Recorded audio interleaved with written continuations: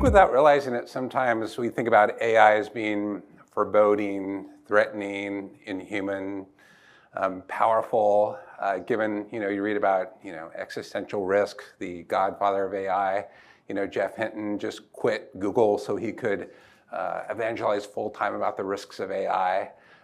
Today, I want to talk about AI just a little bit differently. And I want to talk about AI as a way to empower your team to do what's important to you. And today we're going to talk about a 5-step process that you can use to empower your team.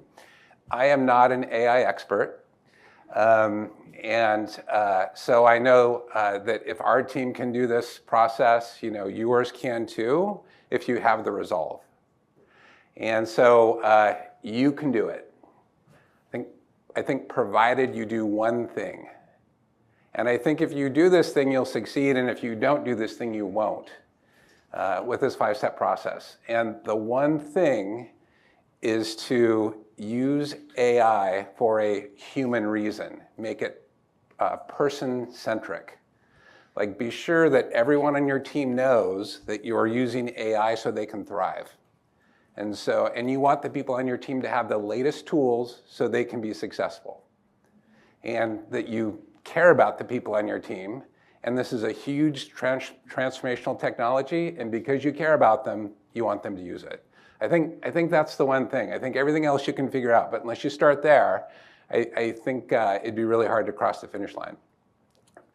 So how many people here are using AI tools? Wow, that's a lot. That's probably half, because in general, about 20% of marketers are using AI tools. This was a recent survey, 1,000 marketers, about 20% said I'm using AI tools. About 15% said I'll never use them. But to me, this sets up a really big tension, because you've got this transformative technology. The pundits are saying it's more important than electricity and the steam engine, that it's the biggest development since fire. And you've got our profession who's not deploying it. So how does that tension play itself out? Job losses.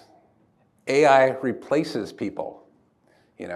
If you look at the numbers, it's between 20 to 30% job losses. The magnitude is massive. It's 300 million people worldwide. There's only 130 million jobs in the US. 100 million are information workers. And so, it's really just a scale that's unprecedented. And it's supposed to happen quickly. And so, we can think about AI as threatening and ominous, like the first slide, or we can think about it differently. We can think about it as a way to help our teams become better at what they do and to enjoy their jobs more. And so that's the goal that my team took. We want to make 25% more impact. We want to be 25% better at what we do. And then we want to enjoy our day-to-day jobs 25% more. And we want to do that within 12 months and without any additional OpEx or without any additional headcount. So that's our goal, and we're making good progress. I would say when we initially set that goal, that it would seem very aspirational. Like I didn't know if we could hit it or not, and we picked that number because it was in the middle of the range of forecast job losses. So we know AI can provide, can take care of 25% of what people are doing. And so rather than have less people and do the same amount, why don't we keep the same people and do 25% more and have the goal of liking our jobs 25% more. So ultimately we started this initiative, I'm gonna say, for joy. We wanted people on the team to have joy through AI. So how do we do it? It's a 5-step process. First of all, you need to figure out, what you want AI to do. What is a person doing today that the machine will do in the near-term future? The second thing is you need to make sure that you can, and I'm gonna call those things that the machine does, I'm gonna call them use cases or tasks moving ahead. I'll use that phrase interchangeably. And then you need to figure out, okay, what technology do I need in order to hand this task to the machine? And that actually, I think, is one of the harder steps, and I'll get to that in just a minute. And then once you know what you want to do and you know the technology, then you can figure out what process changes need to take place. Does the IT team need to collect data that they're not? Does the client service team need to make a phone call they're not making today? So you map out all your process changes, and then once you have your process changes, you can sit down with everybody, get everybody in a big room and just kind of figure out, if you can do it or not. You've got to get alignment. I think that alignment on AI is different than anything else I've done, and I'll get into that in a minute. You can't treat like an AI initiative like you treat a new website. It's categorically different. So once you've got the use case and the technology and people are on board, that's when you go to work on training. And there's just, I think probably the biggest barrier to accomplishing goals is training. I think the technology is there, and if you've got the data, I think the roughest part is the training.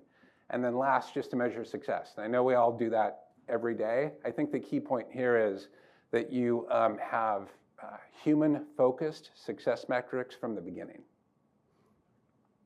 Is everybody with me? All right, 5 steps. Okay, let's talk about step 1. I think it's a fairly easy step, and I have the most difficulty explaining it. But basically, you just get a long list of everything your team does.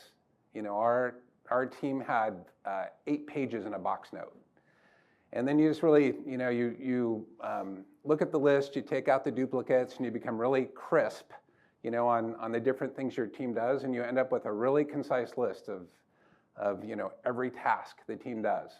And then you load that into an Excel spreadsheet, and you evaluate each task based on 4 criteria. And I thought the criteria, I thought evaluating the tasks, against these 4 criteria wasn't that hard. I thought it'd be harder. And so the first criteria is the value of using AI. And so if I handed something to the machine that a person did today, does it become 5% better or 50% better? Can I do it 5% faster or 50% faster? And so you want to identify those tasks that would add the most value if you used AI for them. And then the second is ability to apply AI. And you need to make sure you have the data. You need to make sure that you can afford the AI. There's a lot there. Number 3 is desirability of the task. And this is where the joy part comes in. And so we had team members evaluate how desirable a task was. And so if somebody loved to do something, then we scored it at a 1. If people absolutely positively did not like doing something, we scored it at a 5. And so we identified those things that we wanted to hand off to the machine. Like if people could do less of it and the machine could do more of it, the people would be happier. And so that was a big metric for us. And then last, urgency. And that is, is there a sensitivity to deploying the case? Do I need to address something now or can it wait? And so we scored every task on these 4 things for desirability. Like we have a graphic artist who loves to do original artwork. And so we're not going to, that's not a use case that we're going to prioritize because we want her to be in her zone of genius. But there are things she doesn't like doing. She doesn't like finding stock photography that we can, have somebody else do. And so once you've scored every task on these 4 criteria, then you can come up with an aggregate score. And so you take an average of the 4 scores to have an aggregate score. The higher the aggregate score, the more value you get from handing that to the machine, to having AI do it.